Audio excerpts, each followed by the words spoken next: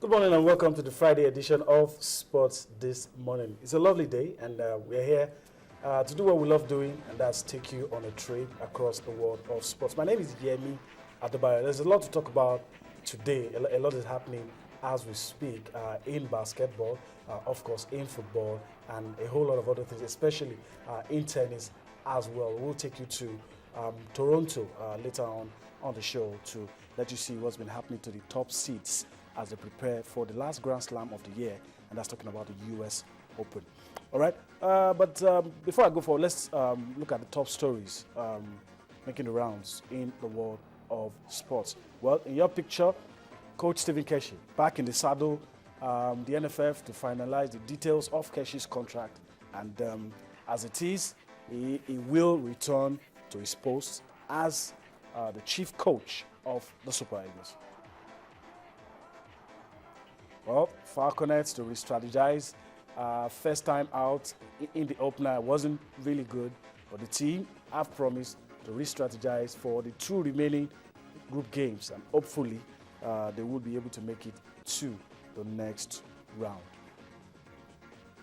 The anxious wait. Teams wait to know their opponents in the final round of the qualifiers in the Champions League. Top clubs in Europe are already feeling the heat. Celtic may not be there, but some other teams are planning to see how they can make it to the next round. Teams like Arsenal in the English Premier League and some other big clubs will know their opponents by 12 noon today. All right, word number one, Novak Djokovic makes a shock exit from the tennis courts, and that's in Toronto in the Rogers Cup. And it's not only Novak Djokovic, most of the top seeds. You have left in the top 7 bracket only Roger Federer in that for the guys. And for the ladies, it's the same old story.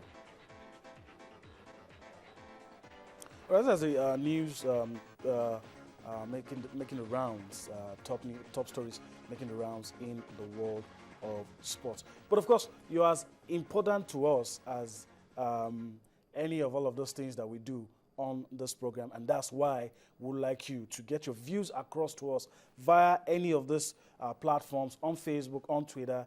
On Facebook it's Channels-Sports, and of course on Twitter Channels_Sports, and you can go to my personal handle as well and get your thoughts across to us. Let your voice be heard, and your voice can only be heard if you speak out. So that's it this morning. So let's know your views on things happening in the world of sports. Luis Suarez, his hearing will be today at the Court of Arbitration for Sports. Landon Donovan says he will retire from football. It wasn't part of the U.S. team to the World Cup. He says he will retire. And of course, teams waiting to know their opponents in the UEFA Champions League. Well, to do all of that with me this morning is Kunle Philip. Kunle, let me welcome you to the Friday edition of Sports This Morning. Yeah, good morning, Yemi. It's always good to be on the show. All right. Well, this morning, let's start with tennis. Let's take you to Toronto and see what has happened to the top seeds, how most of them have fallen by the wayside. We'll take that break. When we come back, we'll be looking at all the other things happening in the world of sports.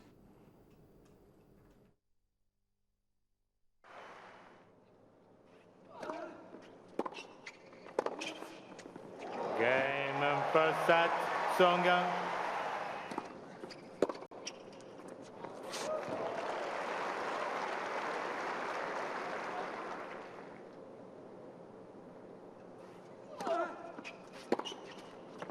Game, set match, Tsonga. 2 sets to love, 6-2, 6-2.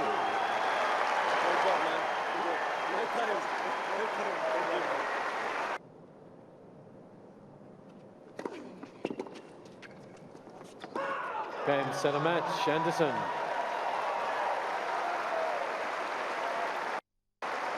2 sets to love, 7-5.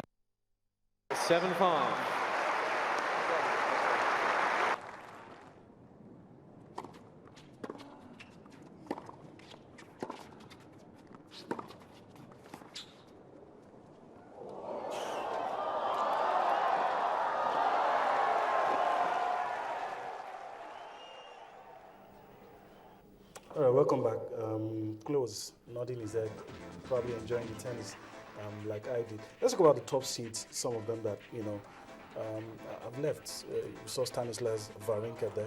Yeah, I think that was very shocking for me.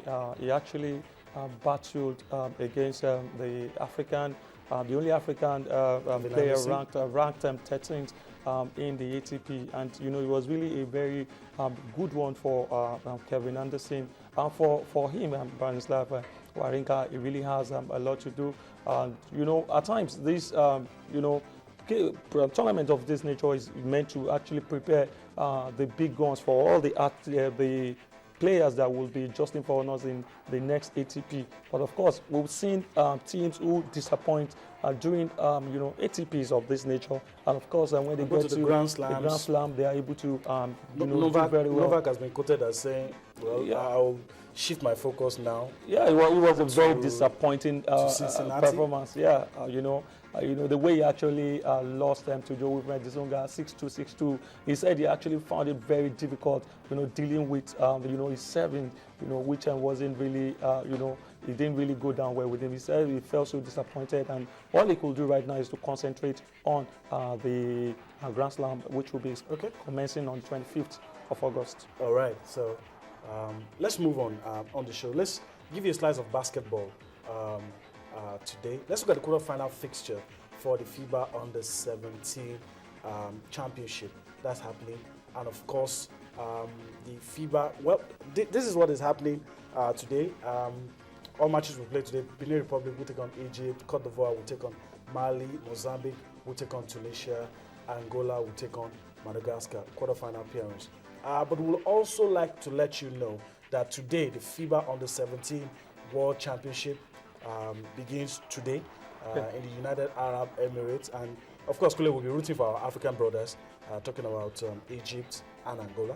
Yeah, these happens to be the two top teams, and when it comes to very strong, the Egyptians. Nigeria, we have something to say about that. Of course, the Egyptians, they might not be the number one in the senior level, but the lower categories, they are always ranked among the best. And for the Angolans, there's no doubt about it. They have a very good structure when it comes to basketball. Basketball is regarded as the number one sport in Angola. That's why they are actually regarded as the best in Africa. I wish them all the best. We hope that they will be able to actually probably go all the way to the final. Okay, go all the way. I don't know if that's taking optimism too far, but of course we'll be behind our African brothers, and hopefully they will get to do well there. And by extension, when the FIBA Basketball World Cup starts, we'll also be rooting for our African brothers. Nigeria is not going to be in both competitions. Of course, we'll still keep track and monitor these events, and hopefully African teams will do well. Well, let's talk about our own now. Let's talk about Keshi. I talked about that in my intro, and well, that's it on your screen. That was when it all started. Absolutely. For Keshi in 2011, taking over from Samson Siasia.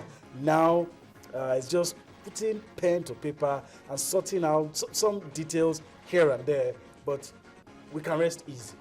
Keshi will still be on the job. Yeah, it's a very, very welcoming news for Nigerians, because if you look at the situation with the NFF crisis and all that, one would have expected that the reappointment of Keshi would continue to linger until probably the issue is resolved. But of course, we've actually come out to say it's going to be the contract must be dealt with by next week, so that it can continue. It can start job in NS and preparing the team ahead of the World Cup qualifying game. African Cup of Nations, I beg your pardon, slated for September 7th, which for me is a very, very good one. Keshi has done very well. That's why most of us feels that he should continue as a Super Eagles coach, and we just hope that the deal will see the light of the day. Of course, we can begin our preparation in earnest.